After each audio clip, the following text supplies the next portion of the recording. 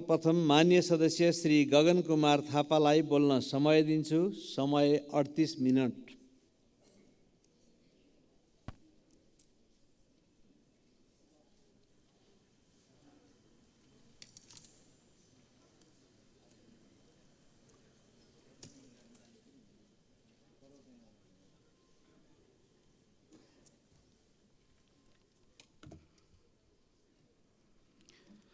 सम्माननीय सभामुख महोदय, केशव कुमार बुढाथोकी संविधान सभाको निर्वाचित सदस्य त हुनुहुन्थ्यो नै। हाम्रो पार्टी नेपाली कांग्रेसका एकजना पुरानो नेता, लोकतान्त्रिक आन्दोलनका एक सक्रिय अभियन्ता र झापा जिल्लाको त्यहाँको जनताहरूको एउटा प्रिय नेताको रूपमा र निडर व्यक्तित्व बना आफ्नो मान आर्जन गर्नुभएको नेता हुनुहुन्थ्यो। हिजो हामीले उहाँलाई गुमाएका छौँ। यो क्षणमा म उहाँलाई सम्झन चाहन्छु, उहाँको परिवारप्रति हार्दिक समवेदना प्रकट गर्न चाहन्छु र उहाँप्रति भावपूर्ण श्रद्धाञ्जली अर्पण गर्छु। भर्खरै मात्र हामीले जानकारी प्राप्त गऱ्यौँ कि आदरणीय पद्मप्रसाद पाण्डे महासचिव नियुक्त हुनुभएको छ। म नेपाली कांग्रेस पार्टी, नेपाली कांग्रेसको सिङ्गो संसदीय दलको तर्फबाट मलाई बधाई दिन चाहन्छु र यो कार्यकालको सम्पूर्ण सफलताको कामना पनि गर्छु। हामी आजबाट अधिवेशनको एउटा नयाँ यात्रामा निस्किएका छौँ।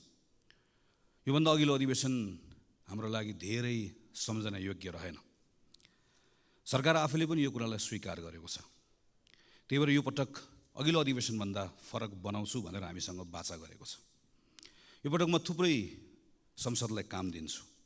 खास गरिकन संविधान कार्यान्वयनसँग जोडिएका थुप्रै कानुनहरू बनाउनु बाँकी छन्। ती कानुनहरू बनाउनलाई संसदको यो अधिवेशनमा सांसदहरूलाई भ्याइ नभ्याइ हुन्छ भन्ने सरकारको बाचा छ। अर्थतन्त्रलाई चलायमान बनाउनका निम्ति पनि थुप्रै कानुनहरू परिमार्जन गर्नुपर्नेछ, कानुनहरू बनाउनु पर्नेछ। यी सन्दर्भमा पनि मैले काम गर्छु भनेर भनेको छ। संहिता कार्यान्वयन लगायतका विषयहरू पनि सरकारले प्राथमिकतामा राख्छु भनेर भनेको छ। हामी त्यसको प्रतीक्षा गरिरहेका छौँ। संसद स्वयं आफैले पनि अघिल्लो अधिवेशनभन्दा म अलिकति काम गर्ने तरिका बदल्छु भनेर हामीले अस्ति पहिलो दिनबाटै यो यात्रा सुरु गरेका छौँ। हामी अलिकति आफ्नो काम गर्ने तरिकालाई व्यवस्थित बनाउँछौँ। हामी एउटा कार्यतालिका बनाएर काम गर्छौँ। हाम्रो संसदीय समितिहरूलाई पनि हामी थप क्रियाशील बनाउँछौँ। हामी संसद समयमा चलाउँछौँ। हामी संसदबाट सरकारले ल्याएका कामहरू समयमा टुङ्ग्याउँछौँ भन्ने हाम्रो वाचा छ। त्यो वाचामा हामी सबै प्रतिबद्ध छौँ नै। संसदीय समितिहरूले पनि यही अनुरूप आफूलाई ढाल्नेछन् भन्ने हाम्रो अपेक्षा छ। संसदीय समितिहरूको विश्वसनीयताको प्रश्न पनि छ। कतिपय सन्दर्भमा हामीले निर्देशन दिनका निम्ति हतारो गरेका छौँ। कतिपय सन्दर्भमा आरोप प्रत्यारोप पनि गरेका छौँ। कतिपय सन्दर्भमा प्रक्रिया मिचिएको र अपारदर्शी भएको भन्ने विषयहरू पनि सँगसँगै उठेर आएको छ। यो सबै कुराले संसदीय समितिको विश्वसनीयता घटाउँछ। त्यो भनेको सिङ्गो संसदको विश्वसनीयता घटाउँछ। सरकार नयाँ ढङ्गले काम गर्छु भनिरहेको बेलामा व्यवस्थापिका संसदको नेतृत्व सम्माननीय सभामुखले व्यवस्थापिका संसदलाई फरक ढङ्गले चलाउँछु भनिरहेको बेलामा संसदीय समितिको नेतृत्व गर्ने हामी जो छौँ, हामी सबैले पनि हाम्रो संसदीय समितिलाई फरक ढङ्गले चलाउँछु भन्ने एउटा सङ्कल्प गर्नै पर्नेछ। हामीसँग विगतका अनुभवहरू छन्। कहिलेकाहीँ एउटै विषयलाई दुईटा तिनटा संसदीय समितिहरूको क्षेत्राधिकार हो कि भनेर अलमल हुँदै गर्दा सँगै बसेर काम गरेका अनुभवहरू छन्। म यो क्षणमा स्वर्गीय रविन्द्र अधिकारीलाई सम्झिरहेको छु। जतिखेर उहाँ विकास समितिको सभापति हुनुहुन्थ्यो, म त्यो बेलामा कृषि जलस्रोत समितिको सभापतिको रूपमा काम गरिरहेको थिएँ। सम्माननीय स्वर्गीय सुशील कोइराला प्रधानमन्त्री हुनुहुन्थ्यो। कतिपय विषयहरूमा हामी सँगै एउटै समिति जस्तो बसेर सँगै काम गर्थ्यौँ, सरकारलाई बोलाउँथ्यौँ र त्यो बेलामा सरकारले पनि हाम्रो कुरालाई गम्भीरतापूर्वक लिन्थ्यो। आरोप प्रत्यारोप भन्दा फरक ढङ्गबाट पनि काम गर्ने ठाउँहरू छन् भन्ने सन्दर्भमा हामी सबैले सोच्नुपर्ने बेला आएको छ। यो अधिवेशनको दौरानमा संसदीय समितिले थुप्रै कामहरू गर्नुपर्नेछ, कानुनहरू बनाउनु पर्नेछ। कानुन बनाउने विषयका सन्दर्भमा पनि हामी आफैले पनि यो छोटो समयमा केही तितो अनुभवहरू गरेका छौँ। यी कुराहरूमा हामी सबै खुला हृदयले समीक्षा गर्न तयार छौँ भन्ने पनि म ठान्दछु। यही क्रममा हामी राजनीतिक दलहरू जो अहिले संसदभित्र छौँ, हामीले पनि आफ्नो काम गर्ने तरिका बदल्नु परेको छ। यो संसदको सबभन्दा ठुलो दल भएको हिसाबले नेपाली कांग्रेस यो सन्दर्भमा अझै आफूलाई अझै बढी जिम्मेवारीका साथमा प्रस्तुत गर्नुपर्छ भन्ने ठान्दछ।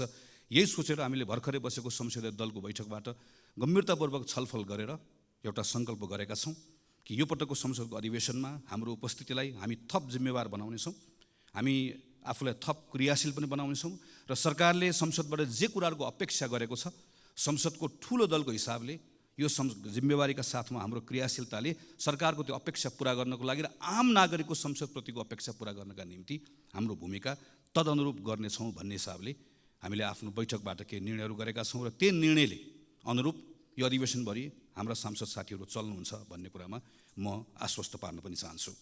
तर यो सँगसँगै हामीले हाम्रो यो संसदलाई आम नागरिकसँग कसरी जोड्ने भन्ने पनि हेर्नुपर्नेछ। हिजोको मात्र एउटा तथ्याङ्क हामीले हेऱ्यौँ भने पर्यटकहरूबाट जति रकम नेपाल भित्रिन्छ, हामी 10 लाख पर्यटक पुग्यो भनेर भन्छौँ, त्योभन्दा बढी रकम नेपाली विद्यार्थीहरूले बाहिर पढ्नको लागि लिएर गए भन्ने तथ्याङ्क हामीले हिजो मात्र पढ्यौँ। हामीले आफ्नै वरिपरि पनि थुप्रै केटाकेटीहरू बाहिर पढ्न गएको हामीहरू देख्छौँ। हुन त कहिलेकाहीँ हामीहरू मिथ्याङ्कहरूको सहारा पनि लिन्छौँ। नेपालमा खास गरिकन चिकित्सा लगायतका कतिपय विषयका सन्दर्भमा हामीले भ्रामक धारणाहरू बनाएर राखेका छौँ। नेपालको वरिपरि सिमाना क्षेत्रमा दर्जनौँ नर्सिङ कलेजहरू खुलेका छन्, त्यहाँ हजारौँ विद्यार्थीहरू पढ्न गएका छन् भनेर कहिलेकाहीँ आफू आतङ्कित हुन्छौँ, अरूलाई आतङ्कित बनाउँछौँ। हाम्रो सरकारको तथ्याङ्कले भन्छ गएको 3 वर्षमा 300 विद्यार्थी पनि बाहिर पढ्न गएका छैनन् नर्सिङ पढ्नका लागि। अरू विषयहरू पढ्न गएका छन्, अस्ट्रेलिया गएका छन्, क्यानाडा गएका छन्, युरोप गएका छन्, थुप्रै गएका छन्। तर सबै पढ्न भनेर गएका छैनन्। हामीले देख्छौँ कुनै बेला विद्यार्थीहरू बढी बेलायत जान्थे, जतिखेर बेलायतको इमिग्रेसन अलिकति खुकुलो थियो। कुनै बेला अस्ट्रेलिया जान्थे, अहिले क्यानाडा जान्छन्। यो सबै पढ्नको लागि होइन पनि हामीलाई थाहा छ। यसका अरू धेरै पक्षहरू छन्। तर कतिपय विद्यार्थीहरू पढ्नको लागि भनेर गएका छन्, हाम्रो विश्वविद्यालयको कारणले गर्दा गएका छन्। त्यो विश्वविद्यालय शिक्षा सुधार गर्यो भने कतिपय कुरालाई यहाँ रोक्न सकिन्छ। त्यो विश्वविद्यालय क्षेत्रलाई सुधार गर्नका निम्ति केही समयपछि सरकारले यही संसदमा उच्च शिक्षाको विधेयक ल्याउँदैछ, जो अहिले सार्वजनिक भएको छ। हामी त्यसलाई पढि पनि रहेका छौँ। त्यो उच्च शिक्षाको विधेयकमा यो संसदले हामीले काम गर्नुपर्ने छ। हाम्रो विश्वविद्यालयको स्वायत्तता, विश्वविद्यालयको सँगसँगै विविधता, विश्वविद्यालयले मौलिकता पनि कसरी कायम गर्ने, सँगसँगै विश्व बजारका निम्ति हाम्रो विश्वविद्यालय त्यो अनुकूल कसरी हुने भनेर हामीले कानुनमा सँगै काम गर्नुपर्नेछ। तर त्यो कानुन आउनको लागि समय लाग्छ। त्यो कानुन आएर पारित गर्नलाई पनि समय लाग्छ। यो बिचमा त्रिभुवन विश्वविद्यालयको ठाउँ रिक्त भएको छ। त्रिभुवन विश्वविद्यालय सँगसँगै अन्य विश्वविद्यालयहरूको पनि नेतृत्व रिक्त भएको छ। हामीले त्यो बेलामा सुधार गरौँला भनेर अहिले मौका पाएको बेलामा त्रिभुवन विश्वविद्यालयमा हिजो जे गल्ती गरेका छौँ त्यही कुरा दोहोऱ्यायौँ र मौका पाएको बेलामा सुधार गरेनौँ भने हामी यहाँभित्र उच्च शिक्षा सुधार गर्ने भनेर भनिराख्छौँ, छलफल गरिराख्छौँ। मान्य सांसदहरूले तथ्याङ्क प्रस्तुत गरिराख्नुहुन्छ, विद्यार्थी बाहिर गए भनेर हामी रोइकराइ गरिराख्छौँ। तर संसदले आफूले पाएको जिम्मेवारी हामीले उच्च शिक्षाको विधेयक ठिक ढङ्गले बनाएनौँ र सरकारले मौका पाएको बेलामा त्रिभुवन विश्वविद्यालय, पूर्वाञ्चल विश्वविद्यालय, पोखरा विश्वविद्यालय लगायतको नेतृत्वहरू भागवण्ड नगरिकन विश्वविद्यालयको नेतृत्वको नियुक्ति हेर्दाखेरि नै कुनै पनि नागरिकले टिप्पणी गर्न नसक्ने गरिकन बनाउने मौकाबाट चुक्यो भने हाम्रा कुरा मात्रै हुन्छन्। हामीले यहाँ संसदबाट गर्ने काम र सरकारबाट गर्ने कामलाई आम नागरिकका विषयहरूसँग जोड्न सक्छौँ कि सक्दैनौँ। हाम्रो अहिले विद्यालयहरूमा केटाकेटीहरू पढ्न गइरहेको देशैभरि देख्छौँ हामीहरू। थुप्रै विद्यालयहरू खुलेका छन्, विद्यालयको भवन पनि बनेका छन्। तर एक कक्षामा 100 जना विद्यार्थी भर्ना भएको विद्यार्थीहरू 10-12 कक्षामा पुग्दै गर्दा 30-32 जना विद्यार्थीहरू मात्र बाँकी रहन्छन्। त्योभन्दा पनि डरलाग्दो कुरा अर्को, हाम्रो केटाकेटीहरू विद्यालयमा पढिरहेका छन् तर सिकिरहेका छैनन्। गणित सिकिरहेका छैनन्, विज्ञान सिकिरहेका छैनन्, अङ्ग्रेजी त अझै कम सिकिरहेका छन्। विज्ञान, गणित र अङ्ग्रेजी आएन भने अहिले हामी सूचना प्रविधिको जुन कुरा गरिरहेका छौँ, नलेज इकोनोमीको जुन कुरा गरिरहेका छौँ, नेपालले अघिल्लो पटक जुन हाम्रो ट्रेन छुट्यो भनिरहेका छौँ, अर्को पटक फेरि ट्रेन छुट्छ। 3 कक्षा 4 कक्षा पढ्ने बच्चालाई, 5 कक्षा 6 कक्षा पढ्ने बच्चालाई एकपटक हामीले हेऱ्यौँ भने ती केटाकेटी पढिरहेका छन् तर तिनले गणित, विज्ञान, अङ्ग्रेजी जानिरहेका छैनन् भने अबको 8-10 वर्षपछि, 5-7 वर्षपछि जब तिनीहरू 18-20 वर्षको हुन्छन् र हामीसँग ठुलो जनसङ्ख्या हाम्रो आफ्नो श्रमको बजारमा हामीसँग हुन्छ, तर अङ्ग्रेजी, गणित, विज्ञानको फाउन्डेसन नभएको केटाकेटीहरू भइसके पछाडि हामीले चाहेर पनि केही पनि गर्न सक्दैनौँ। हामी अर्को एउटा मौकाबाट फेरि चुक्छौँ। त्यसलाई जोगाउने हो भने हामीले अहिले काम गर्नुपर्ने 3, 4, 5, 6, 7, 8 विद्यालय शिक्षामा काम गर्नुपर्ने छ। संसदमा विधेयक आइरहेको छ। यो विधेयकलाई अहिले हामी आरोप प्रत्यारोप गर्ने वा लोक रिजाइका निम्ति हामीले आफूलाई प्रस्तुत गर्ने वा कसैको तुष्टिकरणका निम्ति वा आफ्नो राजनीतिक दलको कुनै एउटा आग्रहका निम्ति यसलाई हामी आफ्नो पोजिसनलाई प्रयोग गर्ने वा हामीले यो बेलामा यो जिम्मेवारी पुरा गर्नका लागि हामीले अहिले यो विधेयकमा काम गर्ने हाम्रो अगाडि मौका छ, हाम्रो अगाडि प्रश्न छ। यही बिचमा विधेयक बन्दै गर्दा समय लाग्छ। तर यो बिचको समयमा सरकारले सँगसँगै यो स्कुल एजुकेसनभित्र स्थानीय सरकारहरू छन्, सरकार चलाउने गरेको पार्टी, गठबन्धनकै पार्टीहरूको हामीले हेऱ्यौँ भनेदेखि पनि 2/3 भन्दा बढी हाम्रा स्थानीय सरकारहरू छन्। प्रदेश सरकार 7 प्रदेशमा माथि प्रधानमन्त्रीलाई अनुकूल हुने गरिकन 7 प्रदेशका सरकारहरू छन्। त्यो प्रदेशले अहिले स्कुल एजुकेसनमा के काम गर्ने हो, त्यो स्थानीय सरकारले एजुकेसनमा के काम गर्ने हो, यो 1 वर्षको समय खेर कसरी नफाल्ने हो, यहाँनिर हामीले सोच्नुपर्नेछ र हामीले सँगसँगै यहाँभित्रको पार्लियामेन्टमा आएको कानुनमा काम गर्नुपर्नेछ। यति जिम्मेवारी पुरा गऱ्यौँ भने, जसरी अघि मैले उच्च शिक्षाको कुराकानी गरेँ, हाम्रो विद्यालय शिक्षाको क्षेत्रमा केही न केही सुधार हुन्छ, कहीँ न कहीँ हामीहरू पुगिन्छ। यही संसदको यही रोस्टममा उभिएर अहिलेकै सम्माननीय प्रधानमन्त्री हुनुभएको बेलामा स्वास्थ्य बिमा सम्बन्धी कानुन यहीँ उभिएर पढेको म सम्झन्छु। स्वास्थ्य बिमा सम्बन्धी कानुन हामीले यहाँ प्रस्ताव गरेर यो संसदले पारित गर्दै गर्दा हामीले त्यही बेलामा एउटा परिकल्पना गरेका थियौँ कि प्रत्येक नेपालीलाई स्वास्थ्य बिमामा अनिवार्य रूपमा आबद्ध गरिनेछ र प्रत्येक नेपालीले त्यो स्वास्थ्य बिमा बापत आफ्नो आयको आधारमा योगदान गर्नुपर्नेछ। अहिलेको जस्तो अप्पर क्याप लगाएर 1 लाख दिने, 2 लाख दिने, 3 लाख दिने होइन। एउटा नेगेटिभ लिस्ट हुन्छ, त्यो लिस्टमा भएको त्यो सायद दाँतसँग जोडिएको कुरा होला वा अरू प्लास्टिक सर्जरीसँग जोडिएका कुरा होलान्। यी केही सेवाहरू बाहेक बाँकी रहेका सबै सेवाहरू त्यो बिमित भएको मानिसले सबैको बिमित हुन्छ र प्रत्येक नेपाली, यसको अर्थ प्रत्येक नेपालीले ती सबै सुविधाहरू निःशुल्क रूपमा प्राप्त गर्छ र गुणस्तरीय रूपमा प्राप्त गर्छ र यो दिनको निम्ति हाम्रा सेवा प्रदायक संस्थाहरूलाई कसरी बलियो बनाउने, त्यो सेवा प्रदायक संस्थाहरूमा जनशक्ति कसरी उपलब्ध गराउने, यी सबै विषयहरूका बारेमा अध्ययन पनि भएको छ, यसका बारेमा निर्णयहरू पनि भएका छन्, यसको बारेमा बाटो कसरी जाने भन्ने कुरा तय पनि भएको छ। आज हामीसँग फेरि एउटा मौका आएको छ। हामी अहिले यो काम गर्ने वा अहिले स्वास्थ्य बिमाको हामीले अहिले पछिल्लो समयमा हामीले हेऱ्यौँ भनेदेखि भने यो प्रतिको विश्वास घट्दै गएको छ, झन् थप लथालिङ्ग बन्दै गएको छ। हामीले अहिले यहाँभित्र बसेर, संसदभित्र बसेर स्वास्थ्यको हामी नै आफूले बनाएको कानुनलाई कार्यान्वयन गराउने विषयको सन्दर्भमा हामीले जे भूमिका निर्वाह गर्नुपर्ने हो हामीले निर्वाह गर्नुपर्नेछ। सरकारको ठाउँबाट जे भूमिका निर्वाह गर्नुपर्ने हो सरकारले निर्वाह गर्नुपर्नेछ। यी साना कामहरू हुन्, मैले भनेका योभन्दा धेरै ठुल्ठुला कामहरू अहिलेका काम हुन् भन्ने लाग्न सक्दछ, तर यस्तो होइन। सम्माननीय सभामुख महोदय, अहिले हामी समुदायमा नेपाली कङ्ग्रेस भन्ने एउटा अभियान अन्तर्गत देशैभरि हिँडिरहेका छौँ। खास गरिकन यो पछिल्लो 6-8 महिना 1 वर्षभित्र नागरिकहरू के सोचिरहेका छन्, हामीलाई कसरी हेरिरहेका छन्, सिङ्गो प्रणाली, हाम्रो अहिलेको व्यवस्था, हाम्रो अहिलेको अवस्था, यी सबैको बारेमा नजिकबाट केही कुराहरू सुनौँ भनेर देशभरि साथीहरू हिँडिराख्नु भएको छ। हाम्रो नेताको निधन भएकोले हामीले कार्यक्रम स्थगित गऱ्यौँ र केही समय पछाडि यो कार्यक्रम फेरि अगाडि लिएर जान्छौँ र त्यस पछाडि आएको कुरालाई स्वाभाविक रूपमा हामी संसदमा र अरू मञ्चहरूबाट सबैको अगाडि राख्नेछौँ नै। यो बिचमा म पनि झापाबाट भैरवासम्म हुलाकी राजमार्गको बाटो हुँदै वरिपरिका समुदायहरूसँग अन्तर्क्रिया गर्दै गर्दै हिँडेँ। त्यहाँबाट अस्ति काठमाडौँ फर्किएको छु। यो बिचमा मैले देखेँ कि हाम्रा पूर्वाधारहरूको अवस्था, चाहे त्यो ठुलो पूर्वाधार होस्, चाहे झापाको त्यो कन्काई पुल होस्, मोरङको रतुवामाई पुल होस्, वा धनुषाको कमलाको पुल होस्, वा बाटोमा परेका सिँचाइका ठुला आयोजनाहरू हुन् वा सानसाना आयोजनाहरू, चाहे सानो होस् चाहे मध्यम होस्, यी सबै आयोजनाहरूको बेहाल छ। अहिले भर्खर पनि यहाँ बाटोको कुरा निस्क्यो, सडकको कुरा निस्क्यो। अहिले नारायणगढ बुटवलको सडकबाट हामीहरू धेरै हिँडेका छौँ। हामी अहिले यही यता पोखरासम्म जाने बाटोमा यहाँ सबैजना हिँडेका छौँ। हामी यो विषयमा छलफल गर्दै गर्दा के कुरा भन्छौँ भने कहिलेकाहीँ हामी ऐनमा समस्या छ त्यस कारणले गर्दा भयो भनेर भन्छौँ, कहिले वन मन्त्रालयले रुख काट्न दिएन त्यस कारणले गर्दा भयो भनेर भन्छौँ। अहिले पछिल्लो समयमा के भन्न थालेका छौँ भने सरकारले भुक्तानी दिएन त्यस कारणले गर्दा समस्या भयो भनेर भन्छौँ। सरकारले फेरि चाहिँ मैले भुक्तानी दिन खोजेको तर समयमा गर्नुपर्ने काम नसकेको कारणले गर्दा भएन भनेर भनेको हामीहरू सुन्छौँ। र यो सन्दर्भमा हाम्रो संसदभित्र हामी छलफल गर्दै गर्दाखेरि सजिलैसँग हामी एकअर्कालाई आरोप प्रत्यारोप लगाउँछौँ। तर अलिकति गहिरेर हामीले हेऱ्यौँ भनेदेखि भने हामी सबै सरकारमा बसेका छौँ। कतिपय जुन सडकको बारेमा आज हामी त्यहाँ बसेर चर्चा गरिरहेका हुन्छौँ, प्रश्न गरिरहेका हुन्छौँ, ती कतिपय सडक त आफैले सुरुवात गरेका सडकहरू छन्, आफैले शिलान्यास गरेका सडकहरू छन्। हामी प्रदेशको सरकारको सन्दर्भमा हेऱ्यौँ, स्थानीय सरकारको सन्दर्भमा हेऱ्यौँ, र कतिपय म त सरकारमा थिएन भन्ने कुनै दलले हेर्ने हो भने पनि आफैभित्र एकचोटि हेऱ्यो भनेदेखि भने कुनै बेलामा तिनै पूर्वाधारहरू बनाउने निकायको नेतृत्व गरेका साथीहरू त्यहीँ वरिपरि प्रशस्त भेटिन्छ।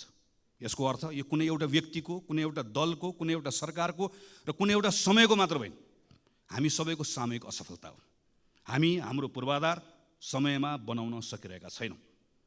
हामी यो सन्दर्भमा चाहे स्थानीय सरकार होस्, चाहे प्रदेश सरकार होस्, चाहे सङ्घको सरकार होस्, चाहे पुल होस्, चाहे सडक होस्, चाहे राम होस्, चाहे हरि होस्, जसले जिम्मा लिए पनि, जसले कुर्सीमा बसे पनि हामी कसैले पनि हाम्रो पूर्वाधार समयमा बनाउन सकिरहेका छैनौँ। समथिङ इज रङ, केही न केही कुरा ठिक भइरहेको छैन। त्यो ठिक गराउने कुराको सन्दर्भमा आज हामीसँग त्यो एउटा जिम्मेवारी छ, मौका पनि छ। हामीले कानुनलाई भनेका छौँ सार्वजनिक खरिद ऐनमा यो समस्या भयो भनेर भनेका छौँ। तर त्यही सार्वजनिक खरिद ऐनमा भएको व्यवस्थाको बारेमा जहाँ हामीहरू केवल कसले कति मूल्यमा बनाउने भन्ने आधारमा प्रतिस्पर्धा गर्छौँ, कसले कति मूल्यमा होइन कसले कति समयमा बनाउने भन्ने आधारमा पनि प्रतिस्पर्धा गराउन सकिन्छ भन्ने व्यवस्था छ। यो व्यवस्था लागू गरौँ भनेर पटक पटक भनेको म स्मरण गर्छु, स्मरण गराउन पनि चाहन्छु। यस्ता कतिपय कानुनको व्यवस्थाहरू भएर पनि प्रयोग गरेका छन्। कानुनमा समस्या छ भने कानुन बदल्न सक्ने ताकत यो संसदसँग छ, किनकि हामी सबैले यो मार खेपिरहेका छौँ। अभ्यासमा समस्या छ भने अभ्यास बदल्ने पनि हामीसँग त्यो शक्ति बोकेर बसेका छौँ। यो कुनै रकेट साइन्सको कुरा होइन। हाम्रै साथीहरू नेपालभन्दा बाहिर गएर जिम्मेवारी लिएर जाँदै गर्दा पूर्वाधार समयमा बनेको छ। हाम्रै कामदारले गरेका छन्। हामी जसलाई ठेकेदार भनेर भन्छौँ त्यो पनि एउटा व्यवसाय हो, त्यो पनि एउटा जिम्मेवारी हो। तिनै मानिसहरू ठेकेदार भएर मिडल इस्टमा गएर अहिले संयुक्त राज्य अमेरिकामा गएर कतिपय ठाउँहरूमा गएर राम्रोसँग प्रतिस्पर्धा गरेर काम गरिरहेका छन्। तर हामीहरू यहाँ किन चुकिरहेका छौँ? किन हामीहरू यहाँ पूर्वाधार समय बनाउन सकिरहेका छौँ? किन कुनै पनि पूर्वाधार समय बनाउन सकिरहेका छौँ? किन कुनै पनि सरकारले जोसुकै प्रधानमन्त्री होस्, जोसुकै मन्त्री होस्, किन बनिरहेको छैन? यो संसदले यो पटक यसका बारेमा राम्रोसँग छलफल गर्नुपर्नेछ। यसका बारेमा बसेर राम्रोसँग काम गर्नुपर्नेछ। संसदको के भूमिका हो संसदले गरौँ। संसदीय समितिले कतिपय कामहरू गर्नुपर्नेछ। सरकारले कतिपय जिम्मेवारी निर्वाह गर्नुपर्नेछ। यस्ता साना कामहरू किन गर्नुपर्ने छ भने यी साना कामहरूबाट जुन नागरिकहरूले केही परिवर्तन भएको महसुस गर्छन् त्यसले आजको दिनमा टुटेको भरोसालाई फेरि जागृत गराउन सक्दछ। म अहिले 12-13 दिन घुमेर आइसकेपछि त्योभन्दा पहिला पनि हिँडिरहेको थिएँ। म डराएको छैन, तर कता कता कहीँ न कहीँ मनभित्र एउटा ठुलो चिन्ता केमा लागेको छ भने एउटा भरोसा गुम्दै गएको छ। राम्रोसँग बसेर कुराकानी गऱ्यो भने राजनीतिक अधिकार पाएको कुरामा, आर्थिक सामाजिक सांस्कृतिक अधिकार पाएको कुरामा नागरिकहरूले ठुलो गौरव गरेका छन्। उनीहरू गर्छन्। उनीहरू यो मानेमा हाम्रो नेतृत्वप्रति उनीहरूको ठुलो सम्मान पनि छ, राजनीतिक दलप्रति सम्मान पनि छ। हिजोको अवस्थासँग तुलना गर्दै गर्दा हिजो विद्यालय पढ्न नपाएको मान्छे 8 कक्षा पढ्न पाउँदै गर्दा स्वाभाविक रूपमा खुसी छ।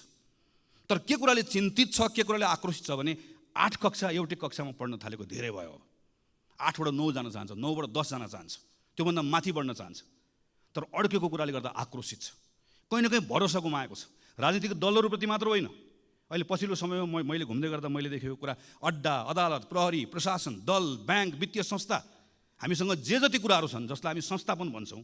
स्टेट भनेको केवल पार्लियामेन्ट अदालतहरू मात्र होइन, सबै कुराहरू सबैसँगको एउटा खालको विश्वास घुम्दै गएको अवस्था छ। यो डरलाग्दो छ। यो विश्वासलाई हामीले पुनर्स्थापित गर्नै पर्छ। यो हामी सबैको जिम्मेवारी हो। यो विश्वास पुनर्जागृत गर्न सकिएन, भरोसा फेरि स्थापित गर्न सकेन भने हामी सबैले गुमाउने अवस्था आउँछ। यसका निम्ति फेरि पनि सबभन्दा बढी काम गर्नुपर्ने, सबभन्दा बढी जिम्मेवारी लिनुपर्ने सरकार सञ्चालन गर्नेले नै हो। सरकार सञ्चालन गर्ने कुरामा फेरि पनि सरकारको नेतृत्व गर्नेले नै हो। मैले यो संसदमा पटक पटक उभिएर त्यस कारणले भनेको छु र फेरि पनि त्यो कुरा दोहोऱ्याउन चाहन्छु। प्रधानमन्त्री नै हो, प्रधानमन्त्री लिडर हो, प्रधानमन्त्री क्याप्टेन हो। प्रधानमन्त्रीले सरकार सञ्चालन गर्दै गर्दा सबैलाई सँगै लिएर गएर अपेक्षित परिणाम दिन सक्दै गर्दा त्यसले एउटा विश्वास जागृत गराउन सक्छ। हामीले अस्ति मात्रै 1 वर्षको आफ्नै कार्यकालको समीक्षा गरेर प्रधानमन्त्रीले केही कुराहरू घोषणा गरेको सुन्यौँ।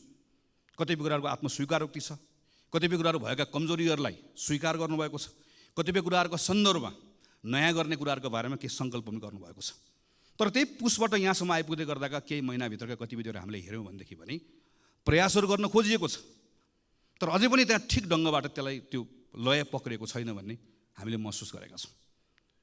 मलखाद नपाएको कुरा यो संसदमा मैले गर्न थालेको 64-65 सालदेखि प्रत्येक वर्षको सिजन हुन्छ।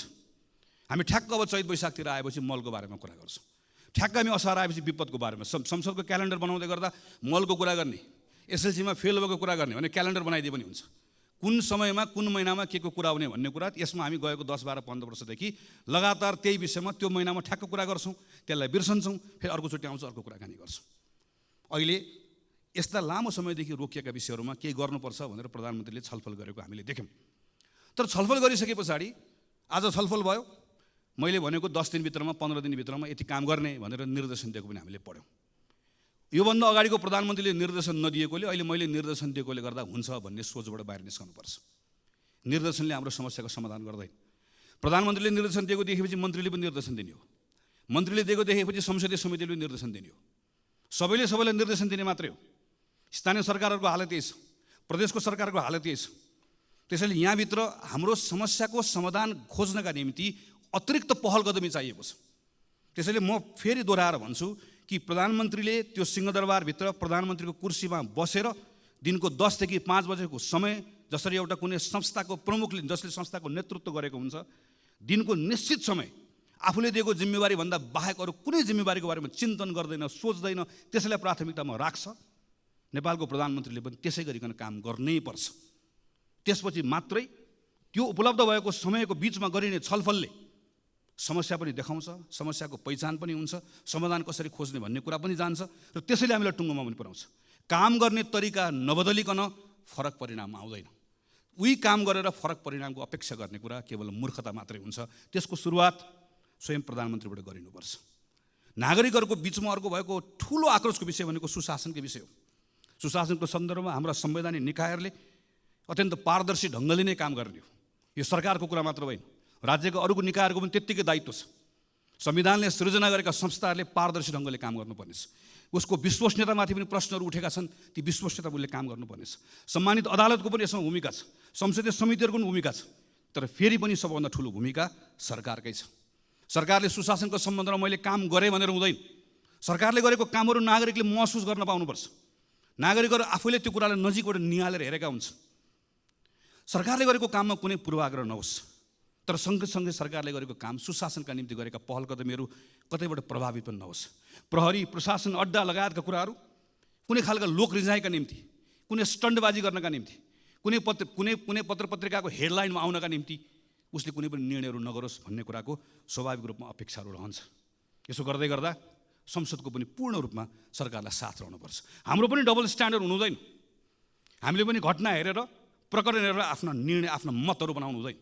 जोसुकै होस्, जतिसुकै शक्तिशाली होस्, राजनीतिक शक्ति होस् कि आर्थिक शक्ति होस्, नेपालको सार्वजनिक जग्गा कसैले हडप्छ भने सजाय पाउनु पर्दैन, दण्ड पाउनु पर्दैन।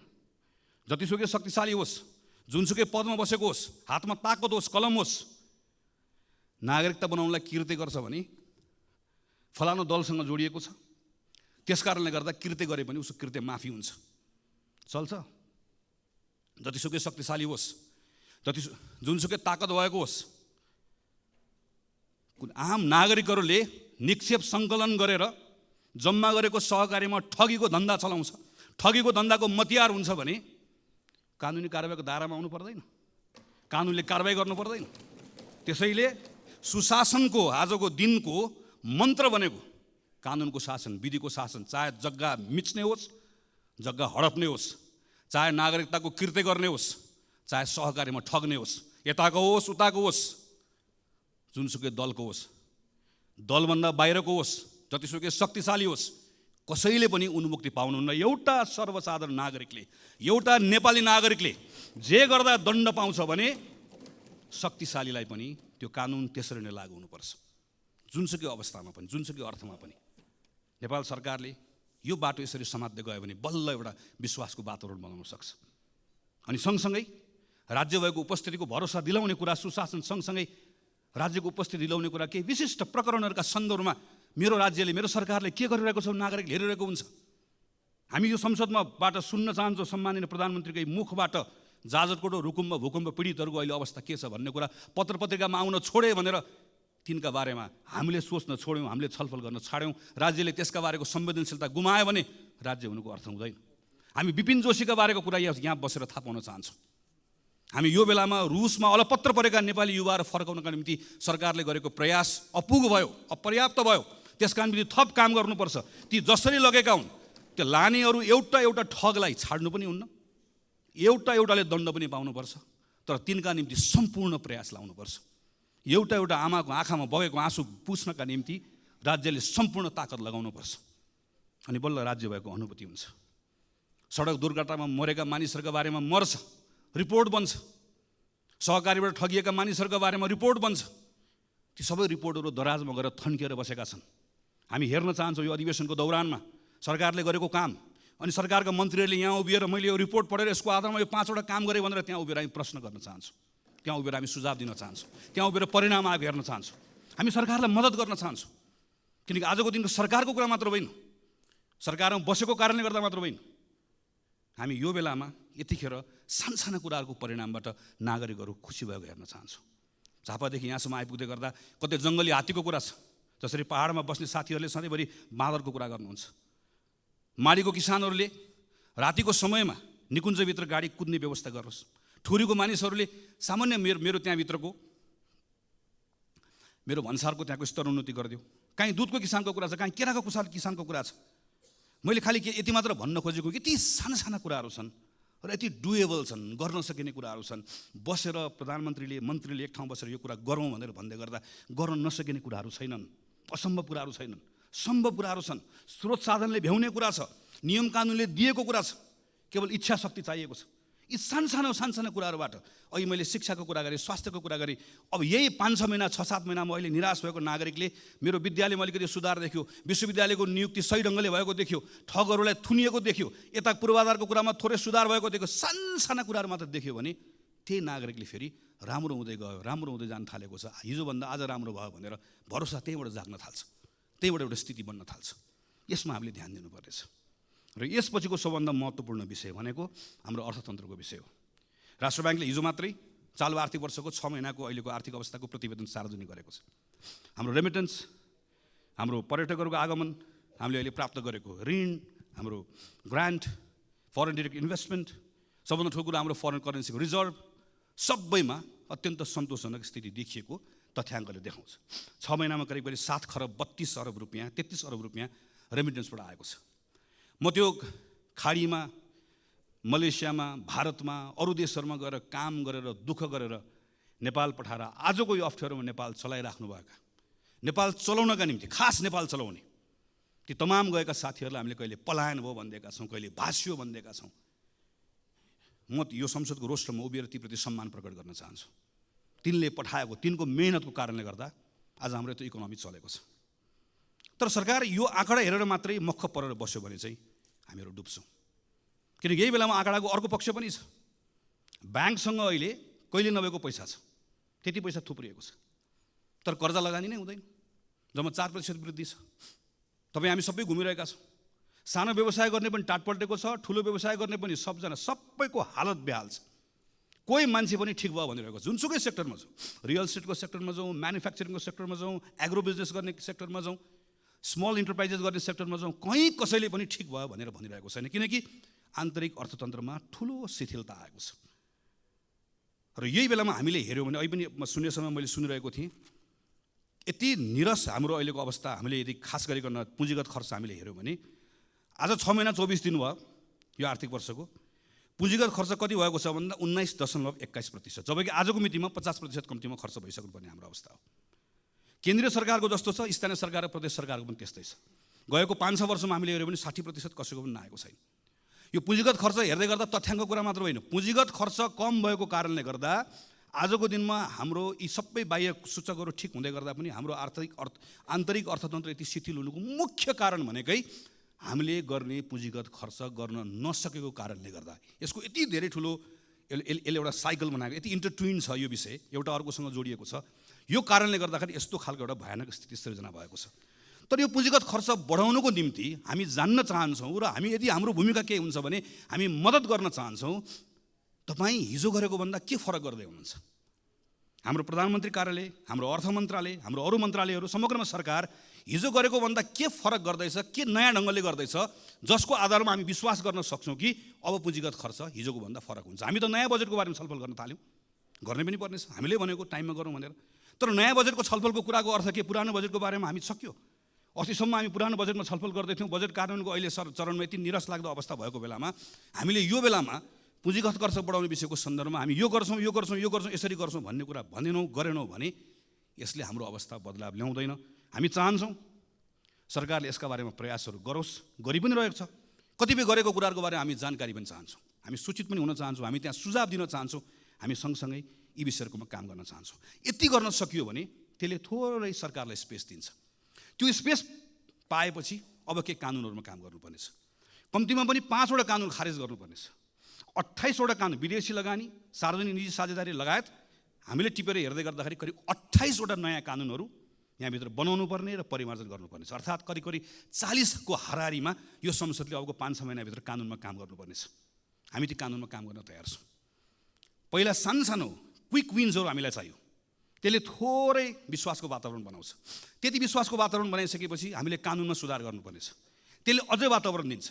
त्यति वातावरण दिएपछि अनि हामीले अर्थतन्त्रको संरचनागत सुधार गर्नै पर्नेछ, किनकि हामी निर्वाचनमा जाने, निर्वाचन जित्ने, बहुमतको सरकार बन्ने, संविधान बनिसक्यो, कुनै अहिले युद्ध द्वन्द्व केही छैन, हामी सामान्य अवस्थामा छौँ। यो अवस्थामा पनि हामीले अर्थतन्त्रको संरचनागत सुधार गरेनौँ। हेर्नुहोस् त, हाम्रो व्यापार घाटा हामी अहिले हेऱ्यौँ भने हामी बङ्गलादेश जस्तो हुने भन्छौँ म्यानुफ्याक्चरिङ सेक्टरमा। हाम्रो अहिले करको दर जुन छ, करको यो दर राखेर हामी बङ्गलादेश जस्तो हामी म्यानुफ्याक्चरिङ सेक्टर बन्न सक्छौँ। हामी पर्यटनमा यत्रो ठुलो आशा गरिरहेका छौँ, तर आजको दिनमा हाम्रो म्यानुफ्याक्चरिङ सेक्टर लगायतको यी सेक्टर्सहरूबाट हामीले रोजगारी सृजना गर्न सकेनौँ भनेदेखि भने हाम्रो अर्थतन्त्रको हालत अहिले जे छ अझ योभन्दा पनि कमजोर बन्दै जान्छ। हाम्रो अर्थतन्त्रमा संरचनागत सुधार नगरिकन हाम्रो अवस्था बदलिन्न। संरचनागत सुधारको लागि पहिलो पाइला नचालिकन गन्तव्यमा पुगिन्न। पहिलो पाइला चाल्नको लागि आत्मविश्वास चाहिएको छ। आत्मविश्वासको लागि अहिले केही सुधार गर्नुपर्नेछ। सानो सुधार गऱ्यौँ, थोरै ठाउँ दिन्छ। थोरै ठाउँमा बसेर कानुनी सुधार गरौँ, अझै ठुलो ठाउँ दिन्छ। अनि त्यो ठुलो ठाउँले आत्मविश्वास दिन्छ। त्यसपछि हामीले संरचनागत सुधार हामीले गर्नै पर्छ। हाम्रो अहिलेको जस्तो एग्रिकल्चर राखेर, अहिलेको जस्तो म्यानुफ्याक्चरिङ राखेर, अनि अहिलेको जस्तो हाम्रो यति यो खालको सर्भिस सेक्टर राखेर, अनि सर्भिस सेक्टरको हाम्रो कन्ट्रिब्युसन चाहिँ 60%भन्दा बढी सर्भिस सेक्टरको भनेर हामीले भन्ने, तर हाम्रो सर्भिस सेक्टर जुन खालको छ, यो खालको सर्भिस सेक्टर राखेर हामी कहीँ पनि पुग्दैनौँ। हामीले एउटा ठुलो जम्प गर्नुपर्ने छ। त्यो जम्प गर्नको लागि हामीलाई एउटा ठुलो आधार चाहिएको छ। यसका निम्ति सम्माननीय सभामुख महोदय, योभन्दा राम्रो मौका कहिले आउँछ? संविधान बन्यो, संहिता आयो, सङ्घ छ, प्रदेश छ, सबैतिर अहिले एक खालको अनुकूलता छ, सबैतिर एउटा खालको वातावरण छ। हामीलाई कुनै बाह्य कारणले गर्दा अप्ठ्यारो भएको छैन। हामी सबै सहजतामा छौँ। हामी सबै सहजतामा भएको बेलामा पनि नेपाल सङ्कटमा छ, नेपाल सङ्कटमा छ, नेपाल अप्ठ्यारोमा छ भनेर भन्ने हो भने चाहिँ सजिलो चाहिँ कहिले हुने हो? के भयो भने चाहिँ नेपाललाई सङ्कटबाट बाहिर निकाल्ने हो त हामीले। त्यसैले यो बेलामा फरक ढङ्गले काम गर्ने कुरामा सरकारले सोचोस् भन्ने हो। र नेपाली कङ्ग्रेस पार्टी हामी संसदको ठुलो दलको हिसाबले यो अभियानमा हामी सरकारमा छौँ, हाम्रो जिम्मेवारी छ, त्यहाँ पनि छँदैछ। हामी यो संसदको यो ठाउँबाट पनि सरकारले बनाउने कानुन, सरकारले यहाँबाट खोजेका तमाम कुराहरूका सन्दर्भमा हामी सहयात्रा गर्न चाहन्छौँ, हामी सँगसँगै मद्दत पनि गर्न चाहन्छौँ। यी सबै विषयहरू छलफल गर्दै गर्दा संविधानको अर्को पाटो हामीले बिर्सनौँ न। हामीले संविधानमा दलितका बारेमा कुरा गरेका छौँ, मधेसीका बारेमा कुरा गरेका छौँ, महिलाका बारेमा कुरा गरेका छौँ, अल्पसङ्ख्यकका बारेमा कुरा गरेका छौँ। यी तमाम विषयहरूको कुराकानी गर्दै गर्दा यो केवल बोल्ने विषय मात्र होइन। केही समयपछि संसदमा निर्वाचनको ऐन आउँदैछ, राजनीतिक दल सम्बन्धी ऐन आउँदैछ। यी तमाम कानुनहरूमा छलफल गर्दै यो पटक संसदले यहाँभित्र फेरि के हावी नहोस् भन्नेतर्फ सचेत रहनै पर्छ भने संविधानको त्यो मर्म जसले दलित, महिला, मधेसी, मुस्लिम सबैको, अल्पसङ्ख्यक सबको समान प्रतिनिधित्वको कुरा गर्छ, समान हैसियतको कुरा गर्छ, हाम्रा कानुनहरू पछाडि नफर्किउन्, हाम्रा कानुनहरू यो त्यो रिग्रेसिभ बाटोमा नजाओस् भन्नेतर्फ पनि संसदको यो अधिवेशनमा हामीले यथेष्ट ध्यान पुर्याउनु पर्नेछ। पछिल्लो समयमा हामी के देख्दै गएका छौँ भने डेमोक्रेसीको एउटा सुन्दर पक्ष भनेको असहमति राख्न पाउने कुरा हो, आफ्नो फरक मत राख्न पाउने कुरा हो। तर केन्द्र कतिपय ठाउँमा सङ्घको सरकार पनि हामी कतिपय ठाउँमा अनुदार हुँदै गर्दा त्यसको सिको प्रदेशको सरकारले, त्यसको सिको स्थानीय सरकारहरूले गर्न थालेर एउटा नागरिकका समूहले आफ्नो मागहरू राख्दै गर्दा, हाम्रो असहमतिहरू राख्दै गर्दाखेरि हामी हाम्रो सिभिक स्पेसहरू हामीले खुम्चाउँदै जाँदै गर्दा, साँगुरो बनाउँदै जाँदै गर्दा यसले अनुदार चेहरा देखाउने, चरित्र देखाउने मात्र होइन, त्यसले त्यो डेमोक्रेसीको सबैभन्दा सुन्दर पक्षलाई सङ्कुचित गर्दै गर्दा यो प्रतिको विश्वास पनि उड्दै जान्छ। यो तर्फ पनि सरकार सचेत रहनुपर्नेछ र संसद पनि सचेत रहनुपर्नेछ। हामीले पनि सरकारलाई यो सन्दर्भमा हामी यो त्यो नभनिकन उसलाई सचेत गराउनु पर्ने, उसलाई ख्याल गराउनु पर्नेछ कि डेमोक्रेसीमा यहाँ संसदभित्र मात्र होइन, संसदमा हामीले सरकारलाई औँला तेर्साउन पाएको जस्तै नागरिकले पनि रत्न पार्कमा बसेर सरकारलाई औँला तेर्साउन पाउनुपर्छ, चाहे त्यो स्थानीय सरकार होस्, चाहे त्यो सङ्घको सरकार होस्। त्यो स्पेस यदि खुम्चिँदै गयो, साँगुरो हुँदै गयो भने त्यो आक्रोश सिङ्गो प्रणालीले थेग्नु पर्ने अवस्था आउँछ, जुन हामीले थेग्न नसक्ने अवस्था बन्न सक्छ। त्यसैले सम्माननीय सभामुख महोदय, नेपाली कङ्ग्रेस पार्टीको तर्फबाट हामी यो पटकको यो अधिवेशन यसपटक हाम्रै माग, हामी सबैको माग रह्यो, हामी बजेटको प्री बजेट छलफल पनि अहिले गर्दैछौँ। यसलाई पनि हामी सार्थक बनाउन चाहन्छौँ, यो औपचारिकता मात्र नहोस् भन्ने चाहन्छौँ। हामी सरकारले भनेका तमाम जुन कमिटमेन्ट अनुसारको कानुनहरू यो संसदको अधिवेशनमा आओस् भन्ने चाहन्छौँ। त्यो सक्रियतापूर्वक त्यसमा हामीहरू भाग लिएर अन्य दलहरूसँग पनि सहकार्य गरेर हामी छिटोभन्दा छिटो हाम्रो संविधानको मर्म अनुसारको कानुनहरू बनाएर यहाँबाट पारित होस् भन्ने अवस्था होस् भन्ने हामी चाहन्छौँ। यो अधिवेशनमा सम्माननीय सभामुख महोदयले प्रारम्भमा भन्नुभएको जस्तै यसलाई हामी जिम्मेवार बनाउँछौँ, व्यवस्थित बनाउँछौँ, तर सँगसँगै सांसदहरूले राख्नुभएको कुराहरू चाहे शून्य समयमा होस् चाहे विशेष समयमा होस्, यहाँबाट उठेका ती प्रश्नहरू केवल प्रश्नका रूपमा मात्र नरहोस्, सरकारले निरन्तर रूपमा त्यसको जवाफ दिने अवस्था बनोस्। हामी यो सन्दर्भमा काम होस् भन्ने चाहन्छौँ। हामी यो बिचको समयमा यहाँभित्र दलहरूका बिचमा कैयन कुराहरू छन्, चाहे त्यो टिआरसीको कुरा होस्, चाहे हाम्रो अन्तर्राष्ट्रिय सम्बन्धको कुरा होस्, कतिपय कुराहरूमा हामीले एउटा साझा धारणा बनाउनु पर्नेछ, समान धारणा बनाउनु पर्नेछ। संसदभित्र हुने छलफलले, यहाँभित्र हुने वाद विवादले, यहाँभित्र हुने बहसले एकतालाई बल पुऱ्याओस्। चाहे त्यो शान्ति प्रक्रिया टुङ्ग्याउने सन्दर्भमा होस्, चाहे त्यो हाम्रो अन्तर्राष्ट्रिय सम्बन्ध, यो दल त्यो दल नबनिकन नेपालको अन्तर्राष्ट्रिय सम्बन्धलाई सबैले अन गर्ने हाम्रो आफ्नो अन्तर्राष्ट्रिय सम्बन्ध बनाउने कुराको सन्दर्भमा, चाहे अहिले अप्ठ्यारोमा परेका इकोनोमीका कतिपय कुरालाई सुधार गर्ने विषयका सन्दर्भमा हाम्रोभित्र हुने यहाँभित्रको छलफलले, प्रश्नले, वाद विवादले, यहाँभित्रको बहसले त्यसलाई बल पुऱ्याओस्, अझै सँगै काम गर्ने कुरामा त्यसलाई ताकत दियोस्। हामी यो चाहन्छौँ र यसका सन्दर्भमा नेपाली कांग्रेस पार्टीको तर्फबाट सम्पूर्ण रूपमा हाम्रो कमिटमेन्ट छ। हामीले यो पटक अस्ति भर्खर बसेको संसद दलको बैठकको निर्णयमा भनेका छौँ, संविधानको रक्षा, यो व्यवस्थाको सुदृढीकरण र आम नागरिकहरूले व्यवस्थासँग गरेको जुन अपेक्षा छ त्यसलाई पुरा गर्ने भन्दा आजको दिनमा हाम्रो लागि अर्को कुनै विषय छैन, हाम्रो लागि अर्को कुनै प्राथमिकता छैन। त्यो नै हाम्रो लागि सर्वोपरि छ। त्यही मान्यताका साथमा यो पटकको संसदको अधिवेशनभरि यो हाम्रो पार्टीको तर्फबाट यहाँ उपस्थित रहनुभएको सबै सांसद साथीहरूले व्यक्तिगत रूपमा पनि र कतिपय ठाउँमा संसदीय समितिभित्र सबै ठाउँमा कानुन निर्माण गर्ने कुरामा, संसदको बहसमा, छलफलमा यी सबै कुराहरू सकारात्मक ढङ्गबाट जिम्मेवारीका साथमा क्रियाशील भएर कानुनहरू निर्माण गर्ने कुरा निष्कर्षमा पुगोस्। सरकारमाथि निरन्तर प्रश्न पनि होस्, कतिपय ठाउँमा प्रतिरोध पनि होस्, बहस पनि होस्, छलफल पनि होस्, सुझाव पनि होस्, सहकार्य पनि होस्। यी विषयका सन्दर्भमा हाम्रा सांसद साथीहरूले काम गर्ने भन्ने सन्दर्भमा जुन स्वाभाविक पनि छ, तर अझै बढी जोड दिएर हामीले अस्ति भर्खर भएको बैठकबाट निर्णय गरेका छौँ। त्यसैले आज पहिलो हाम्रो पार्टी दलको तर्फबाट आफ्नो विषयहरू राखेर आफ्नो विषयहरू टुङ्ग्याउने क्रममा म सिङ्गो सम्मानित सभामुख महोदय मार्फत सिङ्गो संसदलाई यो कुरामा आश्वस्त पार्न चाहन्छु कि जसरी यो अहिलेको यो अधिवेशन यसलाई सार्थक बनाउने भनेर सरकारले, सम्माननीय सभामुख महोदयले, सबै राजनीतिक दलका शीर्ष नेताहरूले, हामी सबैले एउटा सोच बनाएका छौँ, सङ्कल्प बनाएका छौँ। यो सङ्कल्पलाई पुरा गर्ने साथमा हामी नेपाली कांग्रेस पार्टीको तर्फबाट 100% हाम्रो यसमा संलग्नता रहन्छ, 100% हाम्रो सक्रियता रहन्छ र हामी अन्य दलहरूसँग, संसदभित्र रहनुभएका तमाम अरू सबै दलहरूसँग कानुन निर्माण गर्ने कुरा, सुशासनका कुरा, भ्रष्टाचार अन्त्य गर्ने कुरा र हाम्रो अर्थतन्त्रलाई चलायमान बनाउने कुरा र संविधानलाई कार्यान्वयन गर्ने कुरा, खास गरिकन संहिताको कार्यान्वयन गर्ने कुरा, सुशासनको कुरा लगायतका तमाम विषयहरूका सन्दर्भमा हामी सहकार्य पनि गर्न चाहन्छौँ। ती सहकार्यको त्यो सहकार्य गर्ने विषयको सन्दर्भमा पनि हामीहरू खुला छौँ र हामी किन पनि यो ठान्दछौँ भने आजको यो घडी, अहिले यो बेलाको समय यत्रो सफलता प्राप्त गरिसकेपछि यही संविधान सभामा, पहिलो संविधान सभा त्यसका दृश्यहरू याद छ, दोस्रो संविधान सभा त्यसको दृश्यहरू याद छ, त्यति अप्ठ्यारो समयहरू हामीले पार गरेर आयौँ। आज त धेरै सहजता छ, धेरै अनुकूलता छ, तर यो सहजता र अनुकूलताको बिचमा पनि एक प्रकारले सम्मानित सभामुख महोदय राजनीतिक दलहरूको अग्नि परीक्षाको जस्तो समय छ। तर यो दलको मात्र अग्नि परीक्षा होइन, सिङ्गो लोकतान्त्रिक प्रणालीको अग्नि परीक्षा जस्तो छ। लोकतान्त्रिक प्रणालीको मात्र होइन, हाम्रो समय नै एक प्रकारले अग्नि परीक्षामा गएको जस्तो भएको छ। किन? हामी अहिले चुक्यौँ भने त्यसबाट जे क्षति हुन्छ त्यो क्षतिको पूर्ति सानो समयले गर्न सकिन्न, सानो स्रोतले गर्न सकिन्न। हामीसँग चुक्ने सुविधा छैन। हामीले यो पटक हामी सबैले आफ्नो ठाउँबाट आफ्नो भूमिका निर्वाह गऱ्यौँ भने हामी त्यो चुकाइमा पर्दैनौँ। त्यसका निम्ति संसदको अधिवेशन सार्थक होस्, हामी हाम्रो ठाउँबाट आफ्नो जिम्मेवारी निर्वाह गर्छौँ। हामी सबै आफ्नो जिम्मेवारी निर्वाह गर्ने कुरामा त्यही बाटोमा अगाडि बढौँ भन्ने हाम्रो शुभेच्छा राख्दै, शुभकामना राख्दै मेरो आफ्नो कुरा टुङ्ग्याउँछु। धन्यवाद, नमस्कार, जय नेपाल।